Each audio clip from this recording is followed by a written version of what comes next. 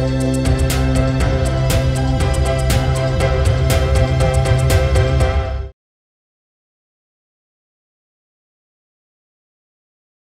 Evening అండి. నేను doctor Avinash తిప్పని, director ప్రతిమా cancer institute Warangal. So చాలామంది పేషెంట్స్కి ఆపరేషన్ అయిపోయిన తర్వాత చాలా అపోహలు ఉంటాయి. చాలామంది వచ్చి అడుగుతుంటారు, సార్ పేషెంట్కి ఆపరేషన్ అయినాక ఎలాంటి పథ్యం చేయాలి? సో ఒక్కొక్క ప్లేస్లో రకరకాల పథ్యాలు పేషెంట్తో చేయిస్తుంటారు.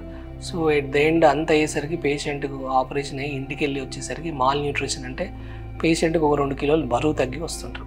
సో ఏంటి అని అడిగితే చాలా అపోహలు ఉంటాయి.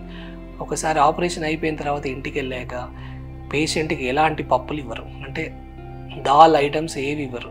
ఎందుకంటే దాల్ తింటే చీము వస్తుంది. అదొక పెద్ద అపోహ. దాల్స్లో ఏంటంటే ప్రోటీన్ కృతులు ఉంటాయి.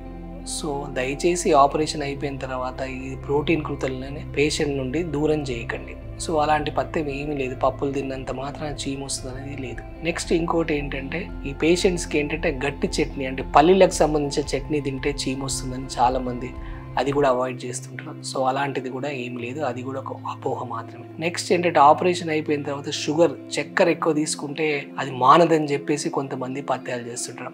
అలాంటివి కూడా ఏం లేదు. ఆపరేషన్ అయిపోయిన తర్వాత క్యాన్సర్ పేషెంట్స్ రెగ్యులర్ పేషెంట్స్ ఎలా తీసుకుంటారో అలాగే తీసుకోవాలి. ఇంకొంచెం ఎక్కువ మోతాజులో ప్రోటీన్కి సంబంధించిన పదార్థాలు తీసుకోవాలి. అంటే అన్ని రకాల పప్పులు ఇవన్నీ తీసుకోవాల్సి ఉంటుంది. ఆ తర్వాత మిల్క్ ప్రోడక్ట్స్ ఒకటి తీసుకోవాలి. అంతేకాకుండా ఫ్రెష్ ఫ్రూట్స్, వెజిటబుల్స్ ఇవి బాగా తీసుకుంటే పోస్ట్ ఆపరేటివ్ అంటే ఆపరేషన్ అయిపోయిన తర్వాత హీలింగ్ మాండం అనేది బాగుంటుంది.